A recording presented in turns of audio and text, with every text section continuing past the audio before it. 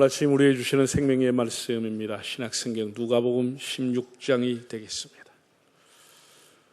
122페이지 16장 1절에서 9절까지 말씀을 한 절씩 읽겠습니다. 이는 하나님의 말씀입니다. 또한 제자들에게 이르시되 어떤 부자에게 청지기가 있는데 그가 주인의 소유를 낭비한다는 말이 그 주인에게 들린지라.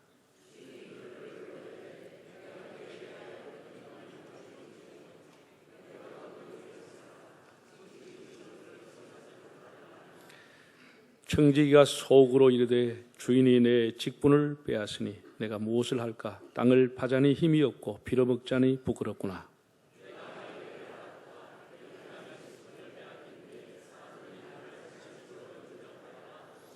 주인에게 빚진 자를 일일이 불러다가 먼저 온 자들에게 이르되 네가 내 주인에게 얼마나 빚졌느냐?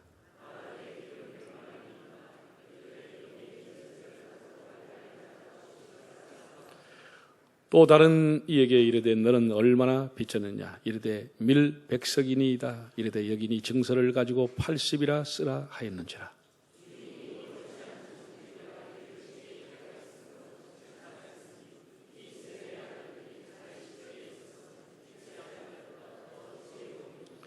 내가 너에게 말하노니 불의의 재물로 친구를 사귀라. 그리하면 그 재물이 없어질 때 그들이 너희를 영주할 처소로 영접하리라. 아멘. 오늘 이제 이 누가복음 16장에 나오는 본문은 불의한 청지기의 비유, 옳지 않은 청지기의 비유라고 불려집니다. 매우 난해한 비유입니다. 상식과 도덕적으로는 전혀 맞지 않는데도 주인이 그 청지기를 칭찬했다 라고 하는 이야기입니다. 제가 한 2주 동안 이 본문을 설교를 해야 되나 하면서 여러 가지로 묵상을 하고 또 자료를 주석을 찾고 했는데 만만치 않았는데 그래도 결단하고 준비를 해서 여러분에게 전해드립니다. 이 비유의 내용은 이런 겁니다. 한 부잣집에 청지기가 있었습니다. 종은 아니었지만 이 큰 부잣집에 어느 정도의 재량권을 가지고 있는 관리인이었습니다. 그런데 어느 날 주인에게 청지기가 주인의 재산을 막 낭비하고 축내고 있다고 하는 소식을 들었습니다. 그래서 그 주인이 청지기를 불러다가 이제 너 보던 일을 세매라. 더 이상 너에게 청지기 직무를 맡길 수 없다. 그래서 어느 정도 말미를 주고 인수인계서를 작성하게 하고 해고 통보를 했습니다. 너 일을 이제 마무리해라. 이 청지기가 속으로 생각해 봅니다. 내가 이제 땅을 파자니 힘은 없고 나이가 많아서 돼서 나를 불러줄 데는 없고 그렇다고 벌어놓은 것도 별로 없고 어디 구걸하자니 창피스럽고 어떻게 하지? 고민이 되는 것이죠. 그리고는 이 사람이 주인에게 빚진 사람들을 하나씩 오라고 그래가지고 당신 빚 얼마나 졌어? 1억입니다. 그래. 그럼 여기다가 찢어버리고 8천만 원 쓰라. 8천만. 당신은 얼마나 빚졌어? 5천만 원 졌습니다. 그래. 찢어버리고 3천만 원을 써.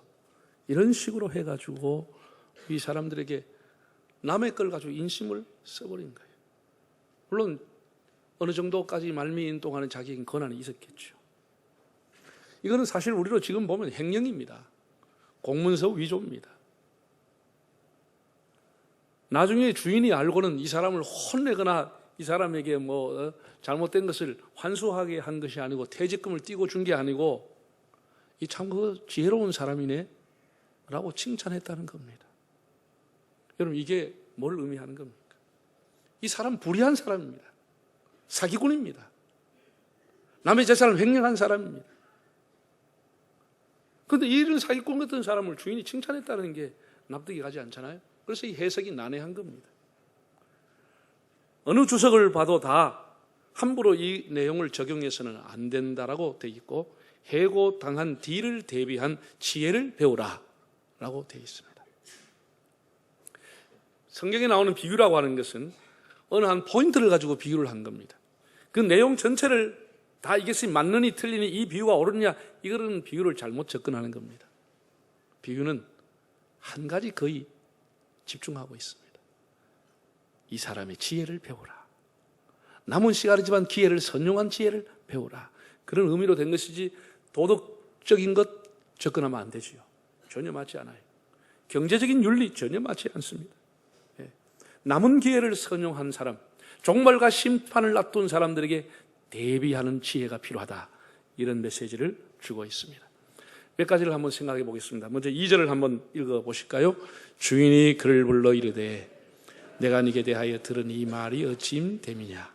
네가 보던 일을 세마라. 청지기 직무를 계속하지 못하리라. 네가 보던 일을 세마라. 네 하던 일을 정리해라. 마무리해라. 이 해고 통고입니다. 이 말씀이, 이 비유가 주는 게 뭡니까? 사람은 누구든지 예외 없이 자기 일을 셈할 때 그만둘 때가 온다는 것을 알아야 합니다. 우리 아무리 정년과 관계없는 자영업을 하든지 정년하고 관계없는 의사, 변호사, 화가, 개인 택시기사 이런 거 정년이 없죠. 자영업하는 사람 정년이 없죠. 그런다 할지라도 반드시 그 사람도 그만둘 때가 온다는 점을 알아야 합니다. 우리가 그 때를 은퇴라고 하는 용어를 사용할 수도 있고 종말론적으로 의미하면 심판이라고 하는 용어를 학대해서 볼 수도 있습니다. 사람은 누구나 반드시 자기 일생에 대해서 하나님 앞에 셈할 때, 종말할 때 심판의 때가 온다고 하는 사실을 명심해야 합니다. 그것이 직업적인 면이든지 수명적인 면이든지 오메가 포인트, 소위 말해서 더 라스트 타임이 온다고 하는 것을 알으라고 하는 겁니다. 언제까지나 이런 날이 이어지는 것이 아니고 종점이 온다는 겁니다. 올라갔으면 내려올 때가 있고 꽃이 피었으면 질 때가 오는 것이고 일출 때가 오면은 일몰 때가 오는 것은 당연한 겁니다. 모든 사람은 모든 일에서 마지막 때가, 그 일을 그만둘 때가 온다는 것을 알아야 된다. 이것을 모르는 것은 미련한 일이라는 의미입니다. 다시 말해서 내 인생의 주인이 내가 아니라는 겁니다. 내가 마음대로 하고 싶은 대로 할 수 없는 겁니다. 하나님께서 우리 인생을 정리하라고 하면은, 그만두라고 하면은 1분 1초도 연기할 수 없고 하나님 앞에 갈 수밖에 없는 겁니다. 하나님 이제 좀 살만한데 조금 있으면 안 되겠습니까? 타협이 안 되는 거죠. 연기가 불가능한 겁니다. 하나님이 그만두라, 여기서 끝이다 이러면 끝나는 겁니다. 주인이 그만두라고 하면 끝나는 겁니다. 내가 내 인생의 주인이 아니기 때문에. 유행가 가사에 보면 80에 저 세상에서 날 오라 하면 아직도 쓸만하니 못 간다고 해라. 90에 저 세상에서 날 오라 하면 재촉하지 마라. 때가 되면 갈 테니까. 이런 것은 유행가 가사가 나오고 우리의 바람이지 하나님 앞에는 통하지 않는 겁니다. 우리가 그 시간, 너의 직무를 멈추라고 하는 그 라스트 타임이 온다고 하는 것을 알아야 하는 겁니다. 하나님의 때가 다 있는 겁니다. 사람이 인위적으로 그 때를 땡길 수도 없는 것이고 때가 다 있는 겁니다. 히브리서 9장에 보면 이렇게 말했습니다.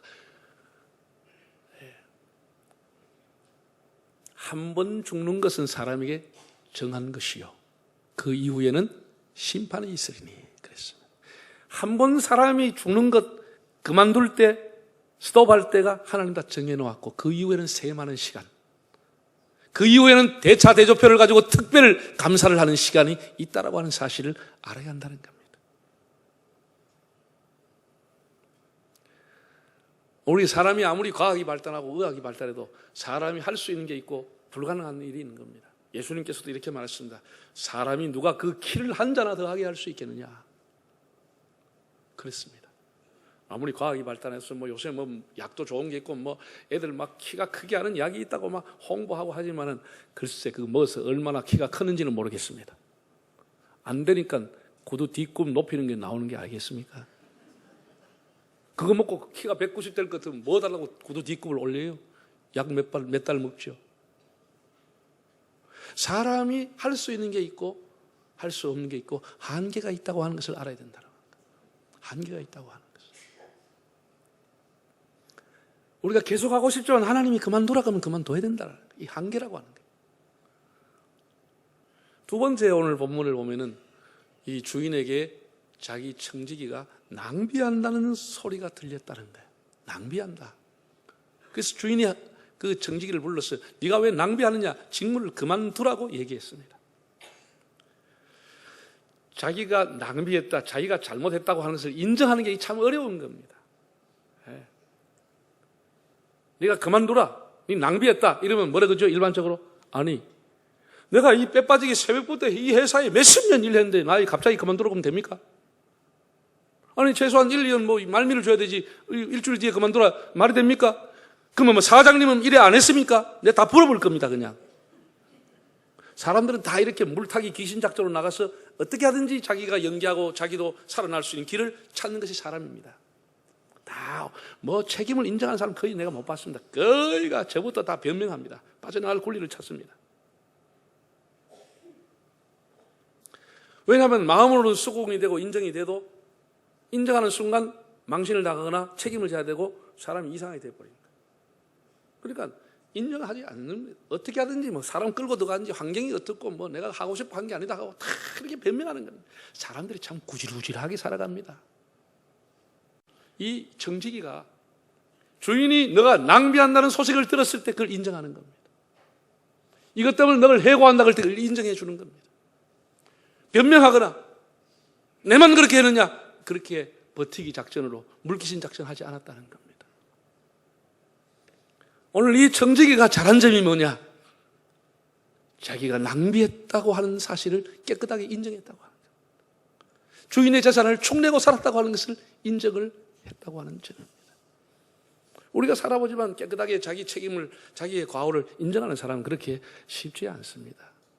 다 뭐 궁지에 몰리고 CCTV에 촬영이 돼서 증거가 나타나고 증거물이 나타나면 그때 못해 파지 못해가지고 억지로 하면서도 내만 그러냐 이래가서 불떠지를 보죠. 근데 군말이 많습니다. 사람들은 뒤끝이 깨끗하지 않아요. 이게 우리의 추한 모습입니다. 우리가 이 청지기를 함부로 책망할 수 없죠. 자기 과오를 깨끗하게 인정을 했습니다. 그런 두 가지를 인정했습니다. 내가 재산을, 주인의 재산을 낭비했다고 하는 것, 그리고 그것은 내 재산이 아니다고 하는 것. 사람이 자기의 잘못을 인정하고 나면 그 이후에 어떻게 되지요? 한번 4절을 한번 읽어보겠습니다. 4절 시작. 내가 할 일을 알았도다. 이렇게 하면 직분을 빼앗긴 후에 사람들이 나를 자기 집으로 영접하려. 이게 자기가 깨닫고 나니까 내가 할 일이 뭔지를 알았다는 거예요. 자기 잘못을 깨우치고 나면은 할 일을 알게 되는 거예요. 내가 뭘 해야 될지를 알게 되는 겁니다. 우리가 할 일을 모른다고 하는 것은 자기가 뭘 잘못했는지를 모르고 있다는 얘기입니다. 이 사람이 할 일이 뭐지요?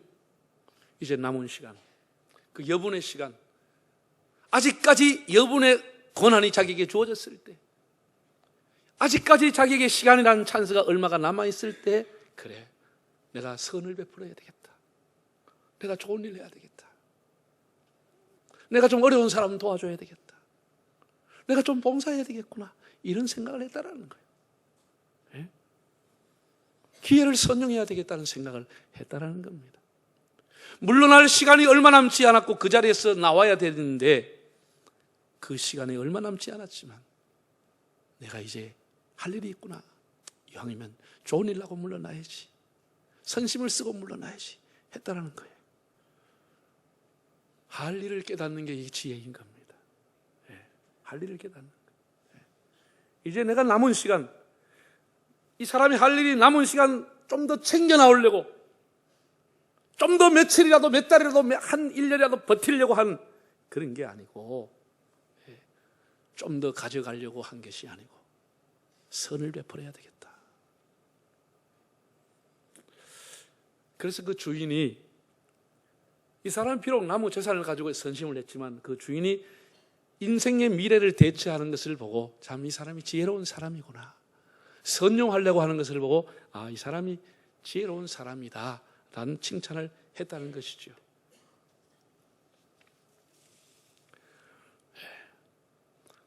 이 정직이는 자기의 위치를 알게 된 겁니다. 자, 3절을 한번 읽어보겠습니다. 정직이가 속으로 이르되 주인이 내 직분을 빼앗으니 내가 뭘 할까?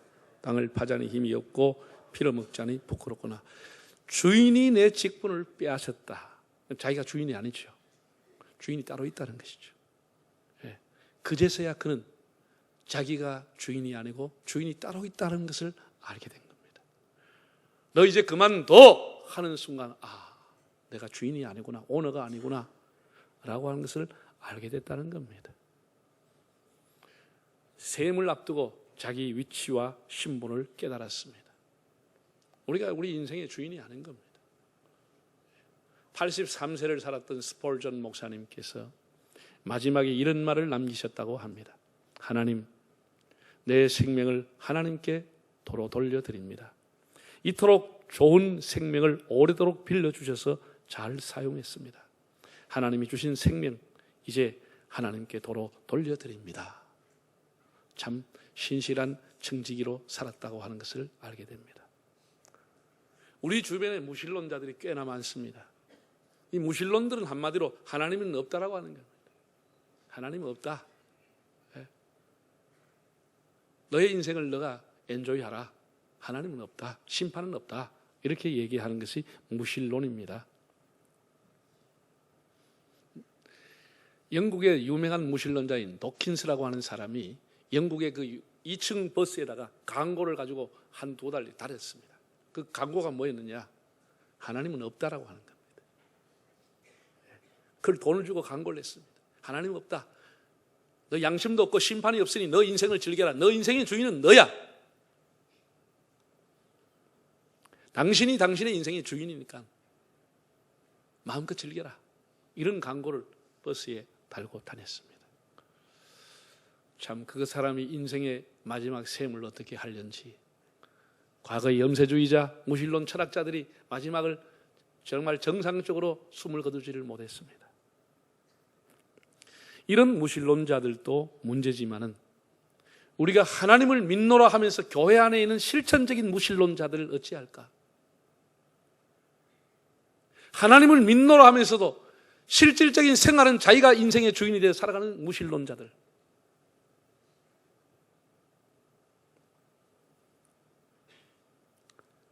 우리가 하나님이 내 인생의 주인이고 내가 정직이라고 하는 사실만 깨달아도 그 다음에 우리가 해야 할 일이 뭔지를 스스로가 알게 되는 겁니다.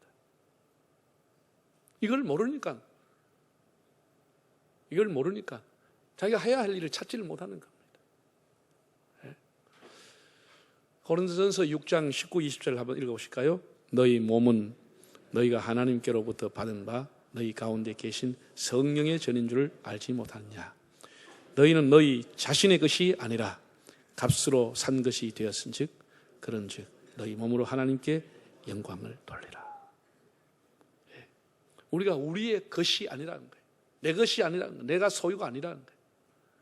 예수 그리스도의 십자가의 보혈로 너희를 샀으니 하나님의 것이 되었다고 하는 것입니다.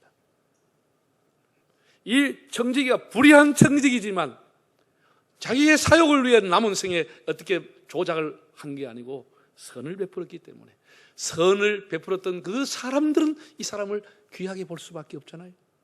선정을 받았던 이 사람은 이 사람을 배반할 수 없잖아요. 사랑하는 여러분, 2020년 하나님께서 우리의 삶에 그만두라, 하던 일을 멈추라 하지 않으시고 다시 기회와 생명을 주셨습니다. 그동안 우리들이 하나님의 것을 가지고 내 것인 양 낭비하며 살아왔습니다. 우리가 하나님 일에 소홀하고 낭비했다고 하는 것을 깨끗이 우리가 인정을 하고 이제 내가 남은 시간, 비록 주인의 것이지만 내는 어떻게 하고 살아야 될 것인가? 선을 베풀고 남은 기회를 선용하고 하나님을 나라를 위해 헌신하며 살 수 있기를 바랍니다. 나는 정직이라고 하는 이 자의식이 우리 인생을 바꾸는 겁니다. 오늘 이 정직의 또 하나의 장점을 우리가 보면은 지나간 날 낭비했던 세월에 대해서 후회하지 않았습니다. 여러분, 지나간 날 후회하면 뭐합니까? 여러분 지나가는 인생에 대해서 잘못 살아왔다고 아무리 후회한들 그건 무슨 의미가 있습니까? 문제는 이제 남은 생애를 우리가 어떻게 살아가느냐, 이것이 더 중요한 게 아니겠습니까? 이 종말론적인 지혜, 하나님의 심판대 앞에 섰을 때 그 지혜, 사람들은 마지막 때 가면 다 그렇게 후회한대요. 아, 베풀 걸, 뭐 잘할 걸, 나눠줄 걸, 뭐 할 걸, 뭐 할 걸. 그럼 무슨 의미가 있습니까? 이 불의한 청지기였지만 주인으로부터 심판을 받을 때 그는 지나간 날 낭비한 세월 후회하지 않고 남은 세월만큼이라도 내가 바르게 살아야 되겠다, 남은 세월만큼이라도 선을 베푸고 살아야 되겠다는 결심을 했다는 것입니다. 저는 이 누가복음 16장에 나온 이 청지기의, 불의한 청지기의 내용은 복음 중에 복음이라고 봅니다. 여기는 주인의 너그러움이 있습니다. 주인의 용서의 메시지가 있습니다. 지난날 낭비했던, 어떻게 살아왔든지 남은 기회를 살아가려고 하는 그 사람에 대해서 칭찬해 주는 이 주인을 보면서 이거는 참 큰 은혜가 아닐 수 없구나. 우리가 지난날 어떻게 살았든지 하나님은 그걸 묻지 아니하시고 이제 우리가 남은 생애를 어떻게 살 것인지를 하나님은 지켜보고 있다는 말씀입니다. 다니엘서 4장을 보면은 세계의 큰 제국을 다스렸던 바벨론의 느부갓네살 왕이 있습니다. 그가 희한한 꿈을 꾸는데 아무도 해석을 못했습니다. 그래서 그 당시에 다니엘에게 해몽을 하게 됩니다. 벨드사살이라고 불려지는 다니엘이 왕의 꿈을 해몽해 주었습니다. 다니엘 4장에 보면 이렇게 다니엘이 얘기해 줍니다. 왕이여, 이제라도 공의를 행하시고 가난한 사람을 긍휼히 여기시는 선정을 통하여 하나님의 죄사함을 받으십시오. 이제라도 당신이 공의를 행하고 이제라도 가난한 사람들을 좀 불쌍히 여기는 정책을 통해서 하나님으로부터 죄사함을 받는 삶을 사시라고 권하는 내용이 나옵니다. 우리가 지난 세월 어떻게 살았든지, 뭐 잘 살았든지 못 살았든지를 떠나서 정말 이제라도, 앞으로라도 짧은 시간이 될지 남은 시간, 남은 세월, 여분의 고난, 이 시간을 선용해서 어떻게 살아가는지가 우리의 관건입니다. 하나님 앞에 우리의 주어진 시간을, 또 우리의 삶을 선용하며 살아가시는 여러분들 되시기를 바랍니다.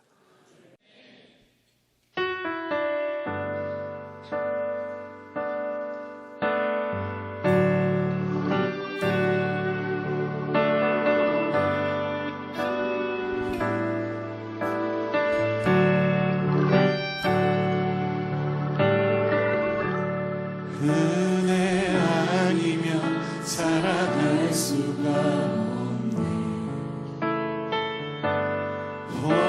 복음마저도 다 주의 것이니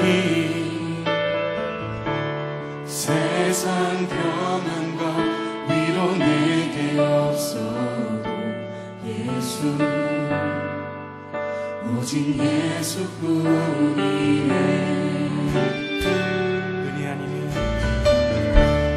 은혜 아니면 살아갈 수가 없네. 복음마저도 다 주의 것이니 세상 평안과 위로 내게 없어 예수,